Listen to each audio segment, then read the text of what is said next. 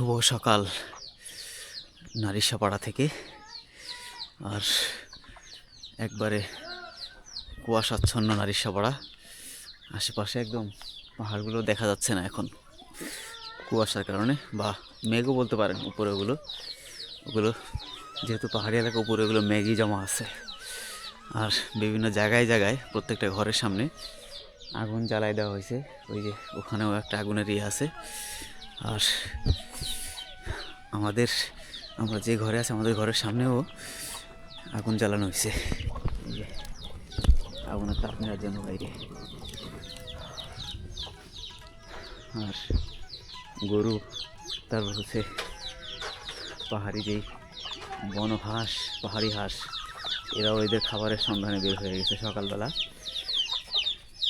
দেখেন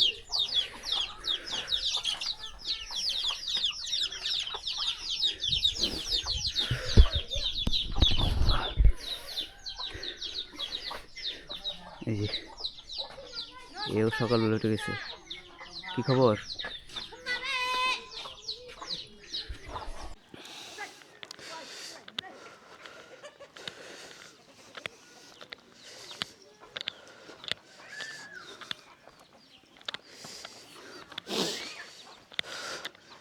আপনাদেরকে আমি নারিশাপাড়াটা একটু ঘুরে দেখাতে চাই যে আসলে পুরো নারিশাপাড়াটা কতটুকু এরিয়াতে আছে।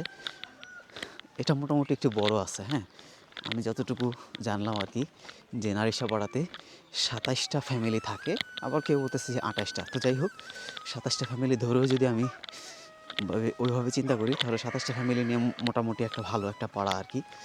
তো দেখেন নারিশাপাড়ার এখানে ঘরগুলো একেবারে গ্রামীণ, কি সুন্দর নিরিবিলি পরিবেশ, যার যার আলাদা ঘর, এবং বেশ সুন্দর সাজানো গোছানো।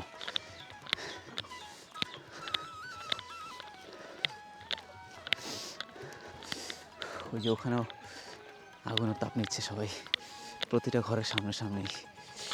ওই যে ওখানেও আছে, আগুনের তাপ নিচ্ছে বাচ্চারা, বড়রা সবাই। ওই পাশে আর তেমন কোনো ঘর নাই, কিছু নির্মাণাধীন 2-1টা ঘর আছে। আর ওই পাশে বোধহয় ছোট্ট একটা দোকানের মতো দেখা যায়, বাট শুনছিলাম এখানে একটা দোকান আছে। এখন দোকান আছে কিনা তা বলতে পারবো না। আর নারিশাপাড়াতে শুধু ইলেকট্রিসিটি ছাড়া আর বাকি মোটামুটি সব ধরনের ফ্যাসিলিটিস এখানে আছে। এখানে এটা সম্ভবত সোলারের একটা ইয়ে লাগানো হয়েছে আর কি। ওই যে ওইখানে ওই বাসার সামনেও একটা সোলারের ইয়ে লাগানো আছে।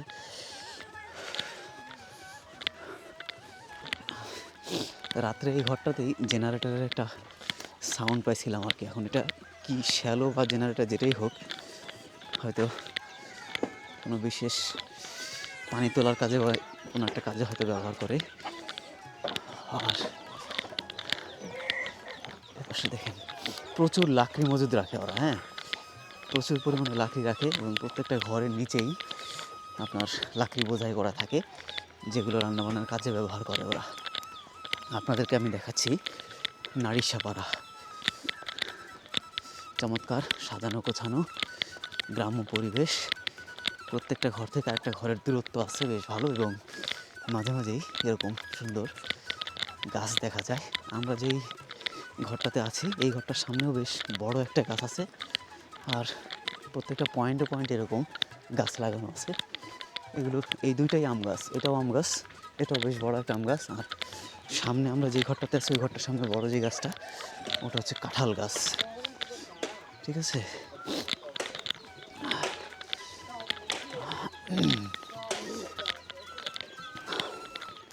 সকাল হইলে ওরা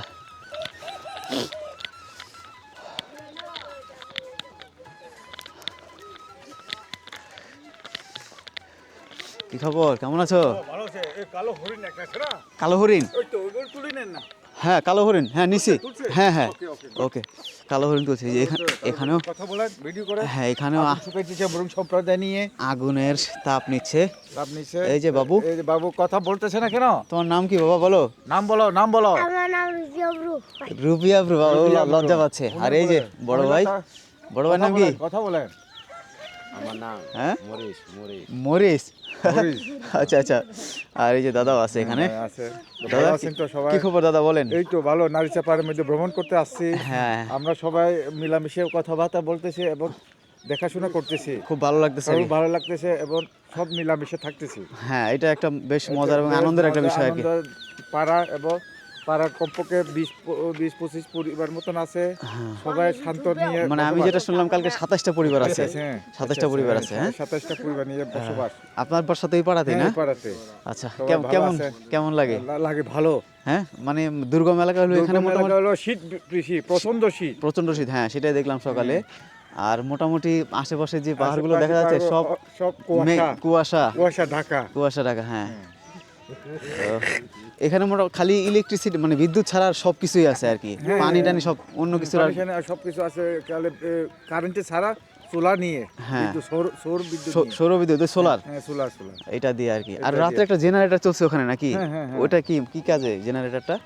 এটা মানে ধানের কল। ও আচ্ছা আচ্ছা ধানের কল। ধানের কলের ধানের কল হ্যাঁ। হ্যাঁ, হ্যাঁ। সেটাই আমি যে একটু আগে আপনাদেরকে বলতেছিলাম, ওই ঘরে আমি রাত্রেবেলা ওই একটা মেশিনের আওয়াজ শুনছি। আমার কাছে প্রথমে মনে হয়েছিল যে ওইটা দিয়ে হয়তো মানে ওদের বিদ্যুৎ সাপ্লাই করে। অনেক জায়গাতে আপনার ওই শ্যালো দিয়ে কিন্তু বিদ্যুৎ সাপ্লাই দেয়। হ্যাঁ, হ্যাঁ। তো পরে এই যে এখন দাদা বললো হ্যাঁ। যে ওটা হলো ওই ধান ভাঙানোর মেশিন, মানে ধানের কল। ধানের কল, ওই জুমের যে চালগুলো ভাঙা। চাল করে ভাঙে। আচ্ছা আচ্ছা। তো দাদা আপনার নামটা? না, উষে। উষে। হ্যাঁ, হ্যাঁ। আপনারা তো মুরং না? মরং। মুরং। উষে দাদার সাথে অনেকক্ষণ কথা বললাম। হ্যাঁ। ঠিক আছে, আর একটু ঘুরে দেখে ঘুরে আসে। এসে পাড়া ভ্রমণ করে। হ্যাঁ পাড়াটা ঘুরে দেখে আসি। খুবই ভালো, আন্তরিক এবং বেশ আনন্দের সাথে বেশ কিছু কথাবার্তা বললো আর কি। বাকিটুকু একটু ঘুরে দেখি এবং আপনাদেরকেও দেখাই। মুরং, এরা হচ্ছে মুরং। এবং আমরা যেখানে আছি এখান থেকে নারিশাপাড়া থেকে হচ্ছে আন্দারমানিক সামনে। আর আন্দারমানিকের ওই পাশটাতেই হচ্ছে আপনার একেবারে মায়ানমার সীমান্ত এলাকা। ওগুলো নিষিদ্ধ এলাকা আর কি। ওই সমস্ত এলাকাতে আপনার যাওয়া নিষিদ্ধ। তো আমরা চেষ্টা করবো আর কি যতদূর পর্যন্ত যাওয়া যায় এবং আপনাদেরকে দেখানো যায়। তো এই হচ্ছে, দেখাচ্ছি আপনাদেরকে একেবারে। কী অবস্থা দাদা, কেমন আছো? ভালো ভালো না? কোথায় যাচ্ছ, কাজে? জুমে? আচ্ছা দাদা কী অবস্থা বলো, তোমার কি নাম? নাম বলো, নাম? মাংসোয়ে। এখন কোথায় যাচ্ছ কাজে? মাংসোয়ে। আচ্ছা মুরং না? আচ্ছা মুরং। এখন জুমে কাজে যাচ্ছ না? জুমে কত দূর যাবো হাটে, কত দূর? 1 ঘন্টা লাগবে। আচ্ছা আচ্ছা। খাবার দাবার কি ব্যাগে নিয়ে নিছো? খাবার দিয়ে নিয়ে নিছো না? ভাত ভাত আর কাঁচা সবজি। আচ্ছা ওকে। নারিশা? হ্যাঁ আমরা আছি এখানে, আমরা খাওয়া দাওয়া করবো এখানে। খাওয়া দাওয়া শেষ করে তারপর আমরা যাবো আর কি। ঠিক আছে যাও, ভালো থেকো। হ্যাঁ আমি একটু ঘুরে দেখি হ্যাঁ ওকে। এই হচ্ছে ওদের জীবন। আর ওই যে ওই পাশটাতে একটা ছোট্ট ঘর আছে। আর ওই দিকে আর কোনো ঘর নাই, শেষ। আমি একদম শেষ পাড়ায় চলে আসছি, মানে শেষ ঘরে। তো এই হলো। ও ওইখানে আরেকটা আছে ওই পাশে, আর যায় লাভ নাই ওইদিকে। এরপরে সব একেবারে পাহাড়ের ওই ঘরের উপরেই পাহাড়ের গাছালি দেখা যায় আর কি। আর দেখেন কি পরিমাণ লাকড়ির রিজার্ভ। হ্যাঁ মনে হয় যে, আমার মনে হয় যে এগুলো 3 মাস 6 মাস রান্না করলে ওই লাকড়ি শেষ হবে না। কিন্তু তারপরেও তারা প্রতিদিনই এরকম লাকড়ি সংগ্রহ করে। হ্যাঁ প্রতিদিনই এরকম লাকড়ি সংগ্রহ করে। এই যে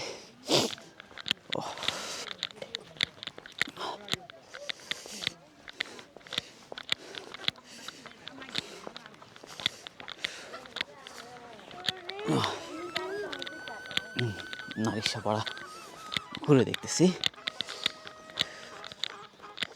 এই পাশে আছে ঘর।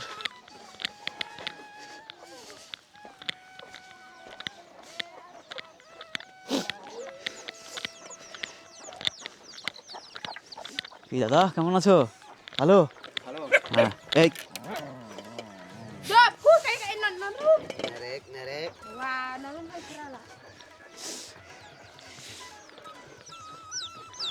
এখানে একটু ঘরের সংখ্যা বেশি আর কি, বেশ ভালো।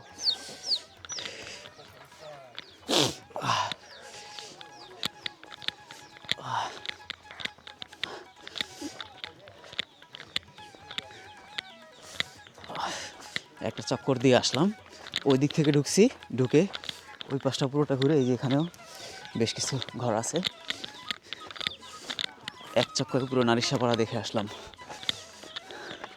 আর ওই পাশটা হলো যে যে ঝিরির পথ আর কি, যে ঝিরিপথ, ওই ঝিরিপথ দিয়েই মানে বোল্ডার আর কি, বোল্ডারের ঝিরিপথ দিয়ে হেঁটে যেতে হবে নারিশা ঝিরিতে।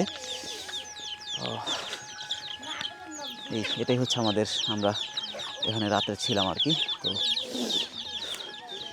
সব কিছু মিলায়ে নারিশা যে পাড়া, নারিশা পাড়াতে আমাদের রাতটা খুব সুন্দর কাটছে এবং বেশ আনন্দময় একটা মুহূর্ত ছিল গতকালকের রাতটা। আমরা সন্ধ্যায় এসে আমরা এখানে নামছি, যার ফলে নারিশা পাড়া সন্ধ্যার সময় বা রাতের বেলায় ওইটা মানে লাইট জ্বালাইলে বা বেশি কথা বললে আশেপাশের পাড়া যে লোকজন আছে তাদের সমস্যা হয়। তো এই জন্য বেশ কিছু নিয়মকানুন মেনেই আপনাকে পাড়াগুলোতে ভিজিট করতে হবে, পাড়ার মানুষের যাতে কোনো সমস্যা না হয়। এবং তাদের কোনো ভিডিও ফুটেজ নিতে গেলে বা তাদের কোনো ছবি তুলতে গেলে অবশ্যই তাদের পারমিশন নিয়ে করতে হবে। আমি যতটুকু করছি পাড়ায়, যাদের অনুমতি ছিল বা যারা যারা বলছে যে হ্যাঁ আমাকে নেন বা ভিডিও করতে পারেন, তাদের ওইটুকুই নিছি। আর বাকি যে পাড়ার যে বাসাগুলো বা ঘরগুলো ওইগুলো দেখানোর চেষ্টা করছি। বাট এমন কিছু করা যাবে না যাতে করে পাড়ার এখানকার মানুষ বিরক্ত হয়, এই বিষয়টা খেয়াল রাখতে হবে।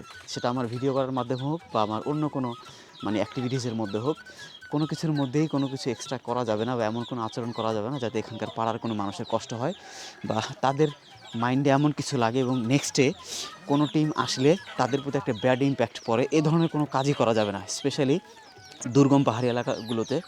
আর শুধু নারিশা পাড়া বলেই না, যে কোনো পাড়াতেই আমরা যাই না কেন, ওই পাড়াগুলোতে সবসময় মাথায় রাখতে হবে যে আমরা এখানে গেস্ট এবং আমাদের তাদের সাথে সর্বোচ্চ ভালো ব্যবহার করতে হবে যদি আমরা ভালো ব্যবহার পেতে চাই। হ্যাঁ, আর আমাদের কোনো অ্যাক্টিভিটিসের কারণে অনেকে আছে একটু অতি উৎসাহী হয়ে অনেক ধরনের বিভিন্ন একটু মানে অন্যান্য বিভিন্ন অভ্যাস থাকে। তো এগুলোর মাধ্যমে হয় কি যে পাড়ার লোকজন একটু মানে ওদের চিন্তা ভাবনাটা পাল্টে যায়, যে অ্যাজ এ ট্যুরিস্ট হিসেবে এই ধরনের জিনিসগুলো ওরা আশা করেনি। ওদের ডেইলি অ্যাক্টিভিটিস সেটা ভিন্ন জিনিস, ওটার সাথে আমাদের মানে তাল মিলিয়ে চললে হবে না।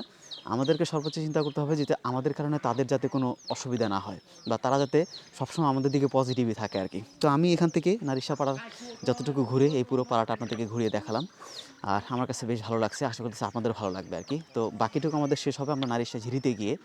আর আমরা এখন যেখানে আছি এখান থেকে মায়ানমারের সীমান্তবর্তী একবারে খুব কাছাকাছি আর কি, আমরা 1.5 থেকে 2 ঘন্টা হাইটে গেলে হয়তো বর্ডারে যাওয়া সম্ভব আর কি। আগে নারিশা ঝিরি যেতে হবে, তারপরে ওখান থেকে আমরা আন্ধারমানিকের যে পাড়া আর কি, তো ওইগুলো নিষিদ্ধ এলাকা, ওইগুলো ওইখানকার যাওয়াটা বেশ খুব একটা নিরাপদ না।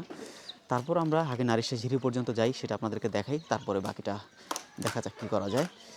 আর এখন পর্যন্ত সকালবেলার এই হচ্ছে আপডেট। আর ওই যে আমাদের আরিফ ভাই সকালবেলা ঘুম থেকে উঠে, আমি ভোরবেলা উঠে অনেক আগেই উঠছি, তো ভাই ঘুমাচ্ছিল আর ডাক দেয়নি, কারণ মোটামুটি সবাই মানে টায়ার্ড আর কি।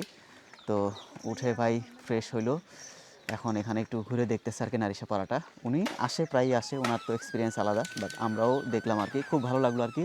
তো আরিফ ভাই, কী অবস্থা নারিশা পাড়ার প্রথম সকাল? অনেক ভালো, অনেক ভালো। আসলে পাড়ার যে পাখির ডাকে কিচিরমিচির আওয়াজ, এই আওয়াজে যখন ঘুম ভাঙবে, এটা আসলে শহরে টাকা দিয়ে পাওয়া যায় না। ওইখানে টাকা দিয়ে সুখ বিক্রি হয় না, এখানে টাকা সারেই সুখ বিক্রি হয়, এটা বাস্তব। তো এখন আমরা সকালে যা কিছু আছে তা কিছু খেয়ে আমরা এখন আমাদের বাকি কাজ সম্পন্ন করতে হবে আর কি।